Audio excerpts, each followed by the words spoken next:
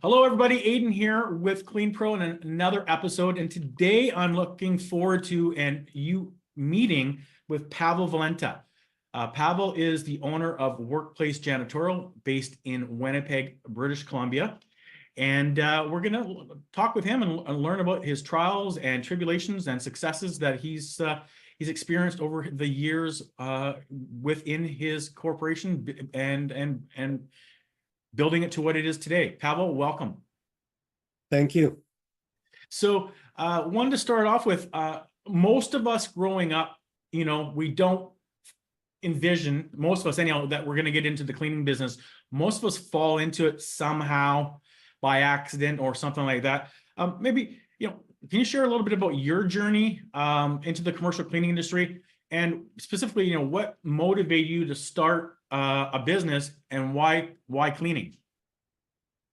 Sure. So first, I just want to do a bit of a quick correction there. You said Winnipeg, British Columbia. Oh, sorry. Winnipeg, Manitoba. I'm from British Columbia. Yes, sorry. We're in Manitoba in the middle of the prairies. When I started my journey into the cleaning business, actually, very young. I was 22 years old. Wow. I was a commercial diver, and I was working like 3 jobs actually, and one of them was the cleaning on the side, doing some commercial cleaning, and I didn't want to do the commercial diving thing anymore. It was very physically demanding and a lot of travel, and it wasn't really a career path moving forward for me. So I got all excited about working indoors. And since I was already doing some cleaning, and I had family members who were in the janitorial business, then it made sense to follow that path. I wanted to be a business owner. I wanted to start something. And I started off with a franchise because it helped me a lot. I didn't really know how to run a business or what to do. So I figured a franchise would be a good way to start. So since I knew a little bit about cleaning, I had family in the cleaning, that's the direction we decided to go into.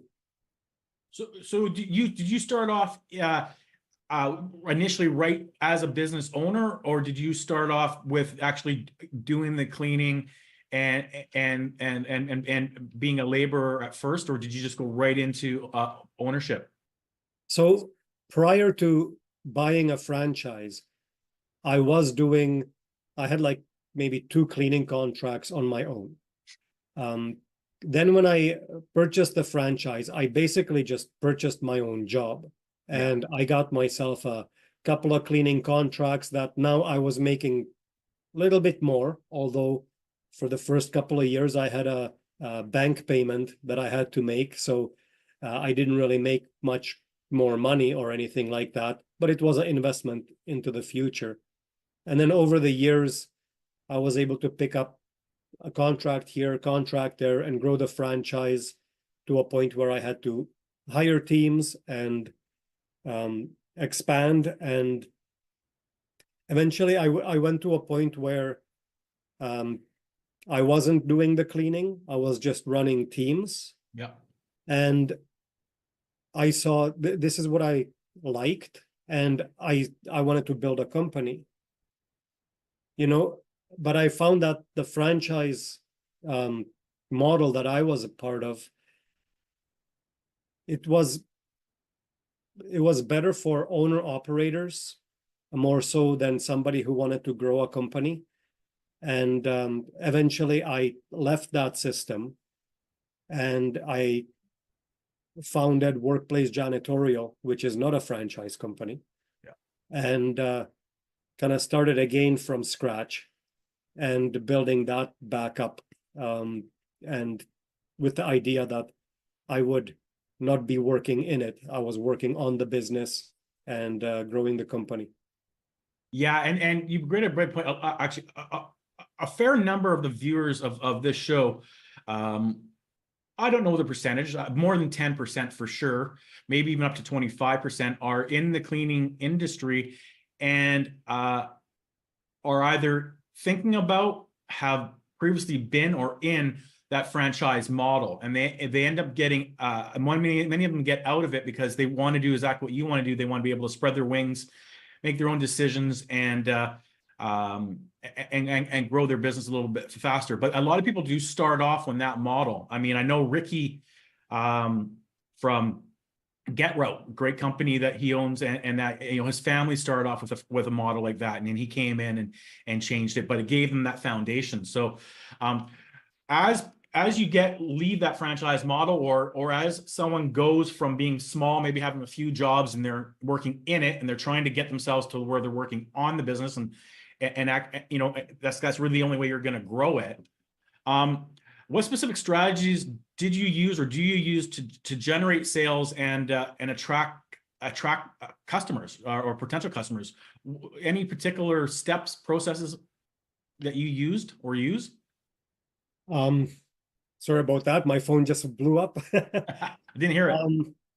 Yeah, you know, growth, I think, is the biggest challenge, especially coming from operations side.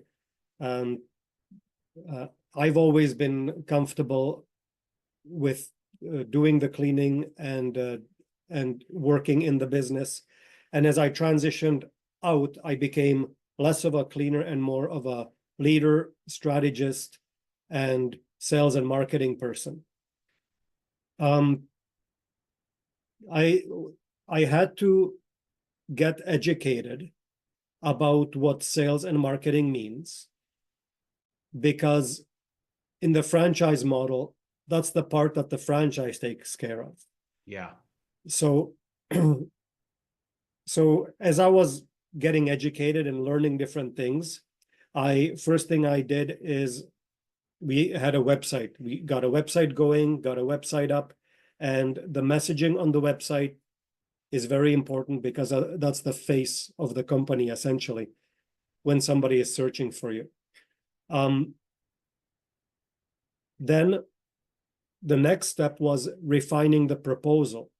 So our proposal is a multi-page proposal that introduces a bit about our company and our approach, what makes us a bit different.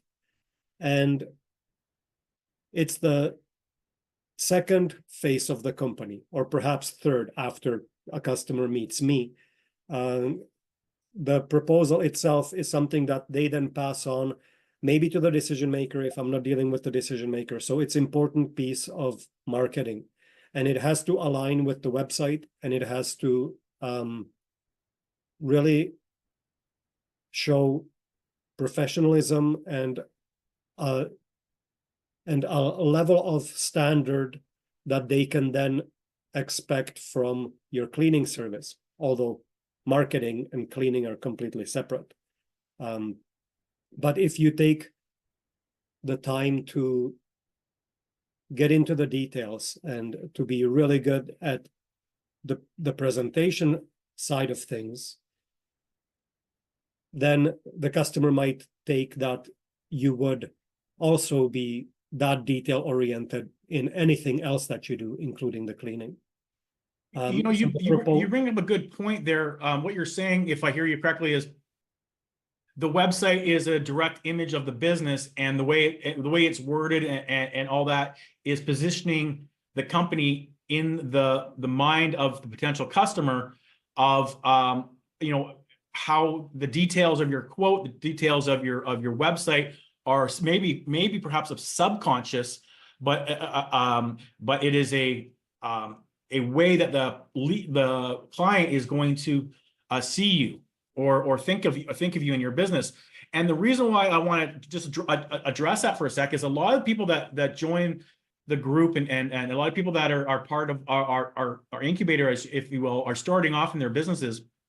And a lot of them, I'm going to say close to 30-40%, don't have a website. And if they have an email address, it's someone@gmail.com. And maybe let's speak about that for a sec, because that says I'm even though it may or may not be true, it gives completely different image that I don't have a website and email me on my Gmail account, as opposed to I do have a website. I mean, what is it, $10 a month, $100 a year, whatever, to have it? Once you put that initial investment in, or whether or not you do it yourself. How important is that to have that? I mean, I don't think a lot of websites necessarily get you business. Like people think, oh, I'm not getting all these leads coming, people coming, filling out this form. But perception is everything. Maybe speak about that for a sec. Yeah, absolutely. You nailed it right there. It's the perception, it's the presentation. It's like when you walk into a customer's, like if you walk onto a walkthrough, you're not there just to figure out what it would cost. You're on stage, really. Like the customer is watching you for the little things, and they're trying to gauge what kind of person you are, if they can trust you, if you're capable, if you know what you're talking about, and how well you communicate. And the website is an extension of that, because before they even invite you in, they look at your website, and it's not about I mean, it would be nice if that website just continuously generated leads and had people calling you. But more important than that, it is the face. It is the first marketing that presents you. Yeah, what you make me think of is there was a time many years ago, wasn't cleaning, but there was a guy that came to our house. I can't remember why he was there now, but I asked him to give me a quote on power washing the house. And he was just a hardworking guy with a business name, just like Bob's Cleaning or whatever it was. And he gave me a quote, and the quote was like $1,000 or $1,100. It was in that ballpark, and I was taken back for it. I was like, oh. He said, oh, well, it's going to take me 2 hours work, 2 days work, and blah blah blah. I said, oh, no big deal. I just was a little shocked by it. So I thought, well, I'm going to get another quote. And the person came to my door. They had a logoed truck, a logoed trailer. He had a logoed hat, jacket, shirt, everything. He went and did the quote. He came back, and the price was half the cost because he was using different equipment. And I didn't go with the guy because it was half the cost. I wanted to go with his name was Tiny. I wanted to go with him because I kind of had a little relationship with him. But at that moment, I realized that I was dealing with like they were going to do the job right, and I wasn't going to have to chase them and whatever. It was cheaper too. And it just always stuck with me, that image, and that's what customers are looking at, right? They're looking at, and it might be subconscious. It just the other thing I always think of is, in Canada here, you'll be familiar with, every major town has a Boston Pizza. And if you're traveling with your family and you go into a small town, maybe you're stuck there that night and you have two options, right? Small town pizza or Boston Pizza. You're going to Boston Pizza because right, you have an image and what have you, there's a standard. And so having the website and having everything look good and all that kind of stuff, and an email address that matches your business name, it just gives you a little bit more security. And so I endorse that. And your website, if everyone wants to check it out, is a very nice, clean website. Which leads me to the next question is, you have your website, it's an image of your brand. From a marketing standpoint, a lot of people confuse the sales aspect with the marketing. Let's call them the marketing one-to-many, and sales one-to-one when you're actually talking to a prospect, for this conversation. What do you do from a marketing standpoint as far as digital marketing, social media, traditional marketing, brochures, what have you? How do you go about promoting your business? What works best for you? So we've tried a number of things, and we've had varying levels of success with different things. So initially, we spent all of our budget on search engine optimization to make sure that we're at top of Google. wanting people who are searching for cleaning services to find us. We've also spent money on the pay-per-click Google ads that would get us right at the top of Google in the sponsored section. And we spent some money on trying to get onto the map section. So the Google is spread out. At the top is the sponsored, then you have the maps, and then you have the organics. And so we tried to hit all of those. We didn't have enough leads coming through these efforts to give us any substantial growth. But the leads that did come through this were very warm. Those were people already out there looking and who had a chance to check us out. They click on all these websites and they liked what they saw on our website. And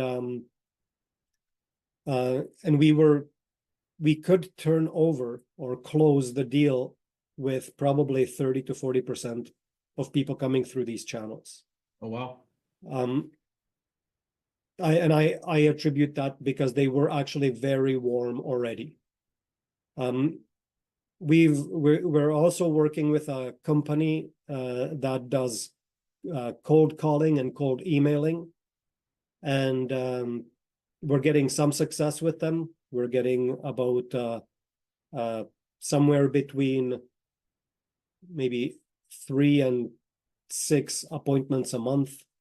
And so we're getting some success with this company, or with this approach, I should say. But I think there's a difference with reaching out to people versus people coming and already looking for you. Yes. We have certain criteria to qualify, to pre-qualify people that we reach out to. So we're not looking for people who are just price checking or anything like that. But still, our closing rate on these ones is a lot lower than on the ones that come organically looking for us. As far as social media, we've done some Facebook ads and we didn't find much success there. We could definitely do more. We want to expand more on our LinkedIn is a good idea to use. Instagram is better, and video marketing, just putting together videos would be captivating. But we don't have a lot of experience in there. We're trying different marketing strategies. Yeah, and then the other thing that we look for is just maybe partnering up with people who started a cleaning business, maybe gave it a shot, and it wasn't their thing. They're more operations rather than leading and organizing and structuring and sales and marketing. And they feel like they want to either focus on the cleaning side of things or want to get out altogether. So finding these people and working with them to either acquire them or help them focus on what they're good at, and furnishing maybe their other contracts with our own staff and paying them out for them. That's a strategy of growth as well. And looking for various merging opportunities is another way of growing. Yeah, that's a great idea, because there are a lot of people that start a business and they recognize that, when we talk about work in your business, work on your business, it's kind of a saying from the E-Myth book, and in the book E-Myth, he talks about there's 3 types of people, right? There's the technician, there's a manager, and there's the entrepreneur, and most of us are one or the other. Mm-hmm. And there's nothing wrong with either of them, but if we're a technician person, it's hard to change that. You're a hands-on person, you're a mechanic, you're whatever, you're doing the cleaning and you're used to that, your hands are dirty, and then putting on the management hat, right, and putting in the structure, and then putting on the entrepreneur hat, let's call it the marketing, and we all gravitate to one to the other, and it's important to recognize that, because there's nothing wrong with either of them. But if you're more of a technician, then you're going to want to either hire someone that helps you with the management or helps you with the entrepreneurship, or or work with someone like yourself as an example, sit back and say, okay, I can off this piece while I do this. And so that's a great strategy because it's a win-win for both of you. It's a win-win for you and a win-win for them. Yeah, I like that. I like that approach. When we talk about, so you do all these things to get a customer. I think it's what Drucker said, a business does two things. It gets a customer and keeps a customer. Those are the two things a business needs to do. And client retention can be hard because at the end of the day, a lot of people don't value cleaning, right? They hire cleaning and it's like, oh, it's easy for a cleaner to miss a garbage or something, and everyone focuses on that and that. So what do you do, or how do you kind of navigate and work on client retention? Would you have any tips on that? Because that can be a hard piece too, once you get them to keep them. Yeah, when you get the customer, communication is key. It's huge. So it starts setting it up during the walkthrough and during the proposal section of your relationship. You have to make communication a priority and an expectation, and then you have to deliver on it. So after the first cleaning, checking in with them and saying, hey, how did we do? Is there anything we can do better? When they give any feedback, even though sometimes, complaints hurt and they're deflating, but encouraging them and having a mindset where not that it's a complaint, but it's the customer telling you where they're looking and what's important to them. That's very good to have. It's good information to have. So not taking it to heart, but really saying, okay, so this is what's important to the customer, and adjusting. And periodically checking in and just making sure that they are okay and encouraging them for any feedback continuously. What happens then over time, the customer gets used to this level of service. In fact, since, like you mentioned, cleaning sometimes isn't valued, but what is valued is that level of service that accompanies it. If you deliver it well, and if you make the customer feel special and cared for and heard, then they recognize that that's something different about you or about your company. And they just want somebody that they could trust, they could rely on, and they could reach out to, and their problems are taken care of. That ends up being more important than the dollars, per month or whatever, as long as it's within reason. Yeah.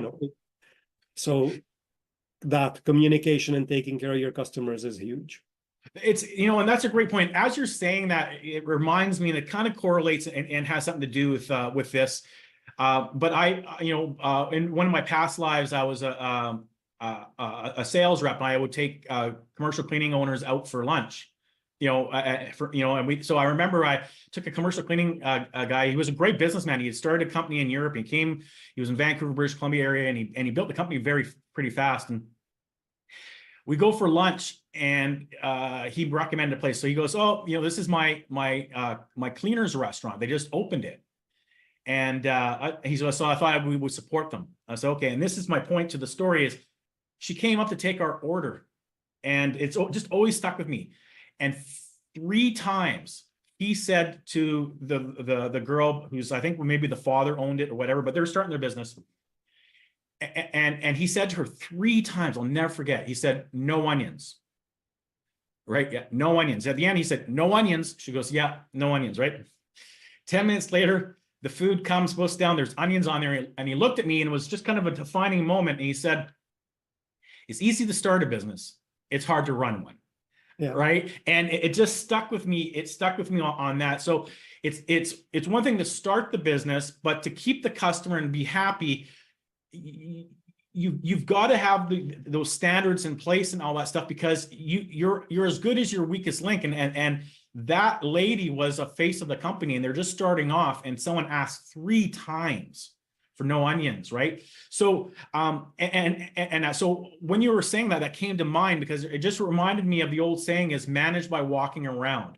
And when you say you're going around there talking to them or phoning them, what have you, and keep that communication open, then instead of them, if there's an issue, instead of them bottling it up and getting angry about it and kind of pissed off, they sit back, they can phone you and feel like they can phone you. And that just, it's going to reduce that tension and that immediately. So I think that's great advice because a lot of us, a lot of people open business and they think their employees are running everything, and you need to be involved and the face of that customer. So when they think of the business, they think of you, not they think of the person that comes there every day. Yeah, that's right. And just the other thing too that I've learned over the years is when you're an owner operator, you're at a disadvantage, because if you are the cleaner and you're coming up to the customer and wanting to make sure everything is great and everything like that, if it isn't, the customer has no other option other to let you go and find a different company if you're the owner operator. If you are not the owner operator and you're an employee, or I should rephrase that, if you are the owner and you are employing somebody to do the cleaning and the cleaning isn't great, as a last resort, you have one more card in your sleeve, and you can say, I will change the cleaning staff. And that could be your last bailout. But if you are the owner operator, you can't, because changing the cleaning staff means changing the cleaning company. So there's an advantage to being not the owner operator cleaning a customer's premises. That's a great point, and something I hope everyone's listening to takes that into account. Just kind of switching gears now. From your standpoint, when growing your business, what's the sweet spot where you start running the company from an operational standpoint instead of more in the daily task? Was it you hitting $10,000 a month recurring revenue? Was it 20,000? Where is there a sweet spot that the people watching this can sit back and say, okay, when I get to this spot, I'm going to have to adjust who I am, the way I manage, and switch from this, maybe it's a technician to a manager point. Is there a point that you noticed that you had to change your skill set for that next level, and what was that level? Yeah, that's a good question. Actually, the stepping stone of 10,000 a month, 20,000 a month, 30,000 a month, those are pretty decent stepping stones. I would say that if you're at $30,000 a month, you probably should not be doing any cleaning of your own, and you should be focusing on running the business. The transition point, I'm not sure exactly. It's been so long, but I would imagine somewhere, if you're at 20 or below, you probably have to do a little bit of the cleaning still yourself. Yeah. And it's a really tough spot to be, because the cleaning, essentially, you're saving yourself the wages that you would be paying somebody else. And you're taking up the time that you could be doing or spending to grow and run the business. There's a spot that it's kind of a catch-22, but I think by the time you reach close to 30, you should get out of cleaning for sure. Okay, that's good. That's good. That's good advice, because I know I watch all kinds of podcasts and different people and outside of clean, but just growing a business and stuff like that. And they say they had, all these people that have built massive companies say they have to change who they are. They become $1 million company, and then they have to be a completely different leader, completely different mindset, completely different challenges to go from, to 1 million to 10 million. And from 10, every single time, they're not the same person. They have a completely different outlook, a different skill set. because they have to because the business changes and they have to change with it. So I just want to make people aware of that, because they need to be prepared on what their weaknesses are and recognize that, hey, I'm going to have to get a new skill set when I hit $30,000 a month, and maybe start preparing for that now, whether or not that's a night school or whether or not that's just reading a book, whatever, but putting that on, because you can't grow your business at the same mindset you have to grow with it. So that's just very, very good advice that you gave there. Finally, what trends do you notice in the commercial cleaning? Like, what are there any trends that are gravitating? And what I mean are people gravitating to, since COVID, are they more focused on disinfecting? Are they more focused on green and wanting green sustainability solutions? Are there any changes that you see happening or is it kind of the business as usual? From your perspective, where do you see things going, or do you see them going anywhere? I do see people shifting towards eco-friendly products, and since COVID, disinfecting is important to some, not as many as you would think. Yeah. And it's almost as some people are still on that mindset where disinfecting is effective and it's important, and some people have left it altogether. Actually, even during COVID, I was surprised at the number of people who didn't feel that disinfecting, like it wasn't a highest priority compared to others. Yeah. So the eco-friendly thing is definitely catching on. Otherwise, I'm not really sure what trends there are. Sometimes it's really hard to notice these things, because when you're a business owner running your company, you're kind of walking your own path. And, they say it's lonely being a business owner, because you don't, maybe you're at the top of your own pyramid, but also finding other people is difficult because they're all your competitors, but being a part of a community of non-competing business owners from other markets and companies from around, North America, is definitely beneficial. So you can learn a bit more about what's out there. So being part of your organization and your community definitely would help in that. Yeah. But other than that, I'm not really sure what trends there are. Okay. And as we wind down here, just two more questions. From your perspective, you've got your business to where it is. In business, we always want to grow. I'm sure you're wanting to grow and take it to the next level. What plans do you have for scaling your business, and where do you see things going with AI or anything like that? Is there anything that you're looking at and sitting back saying, I'm going to have to do this, or I'm going to do this to take my company to the next level? And if so, what is that? Yeah, well, AI, definitely. I'm using AI every day. It's really helpful with crafting emails and communication to customers, creating automations so we can stay in touch, and we can send out those emails that encourage and thank customers in a professional way for their feedback and for their business altogether. Yeah. My path forward, I'm actually I'm trying to develop a training program within our company for our newly acquired staff. So I'm using AI to help me along with that too. Oh yeah.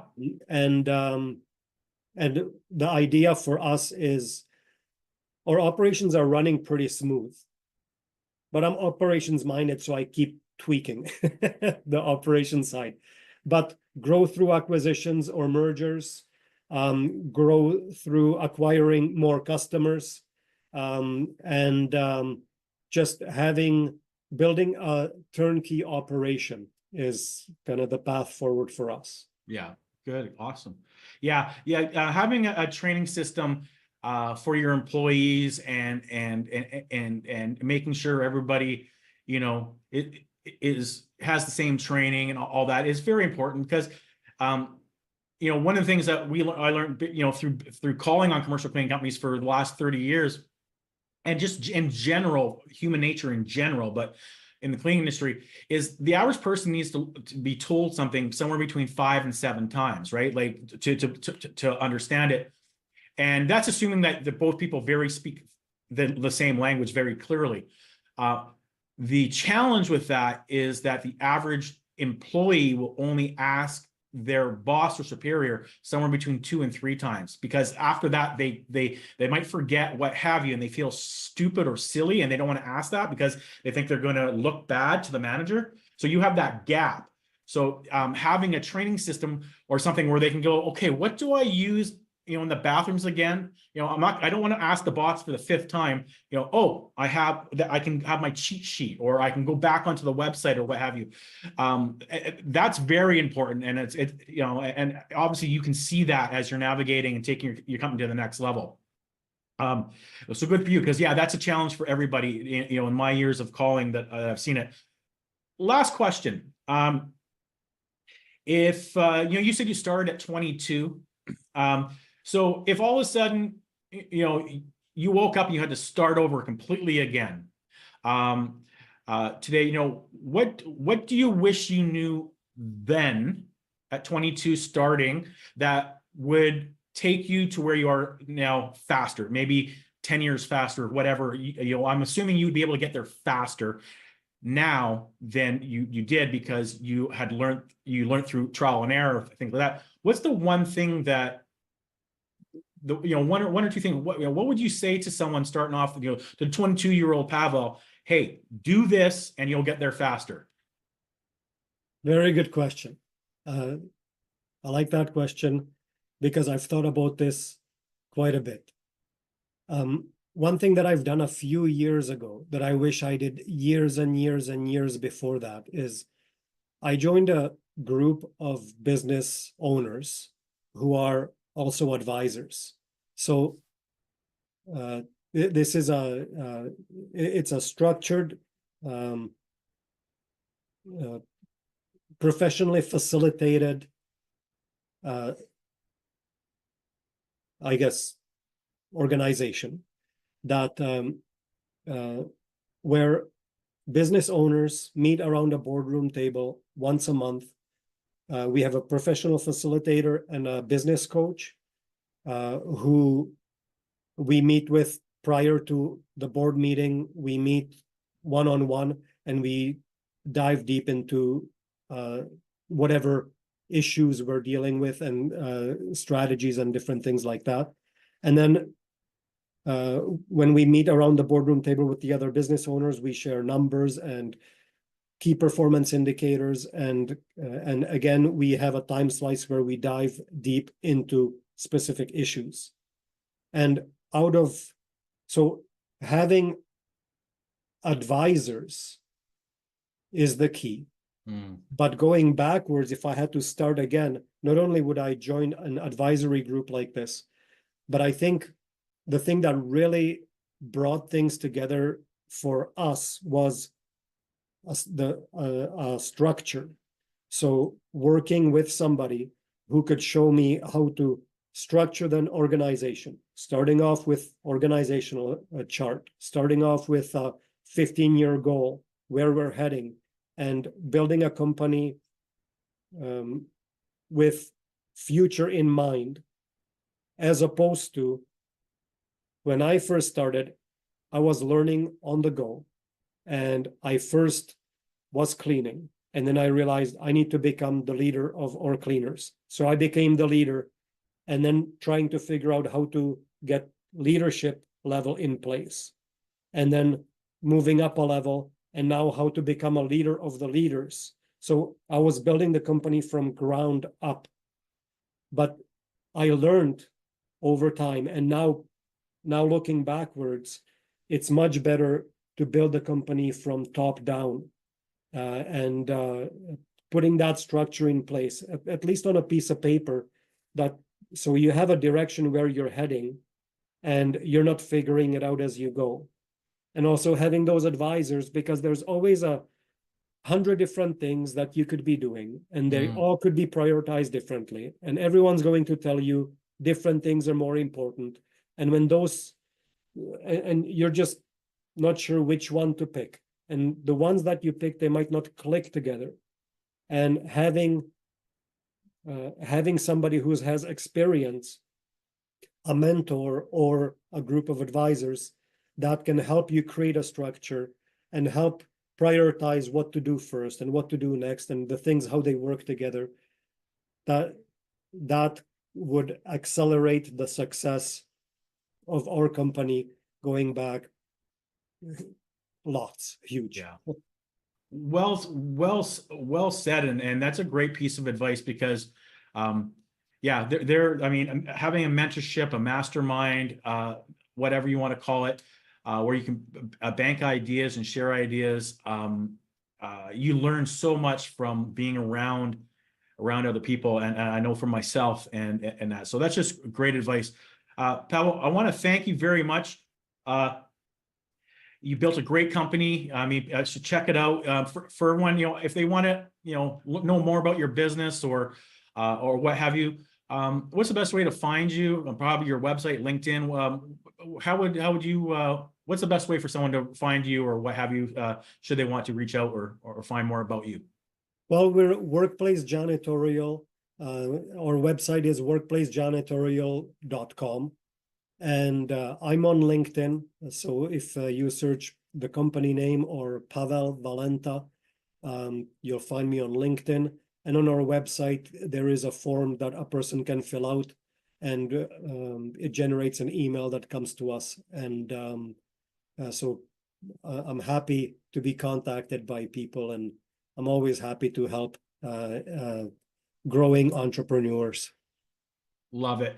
Well, there you have it, everybody. You can learn from Pavel and Workplace Janitorial, and the challenges that he's faced and the things he's done.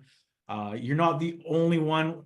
We're here, Clean Pro. We come to you on a regular basis with interviewing successes like Pavel and Workplace Janitorial. Until next time, I'm Aiden Rigg. You're watching Clean Pro.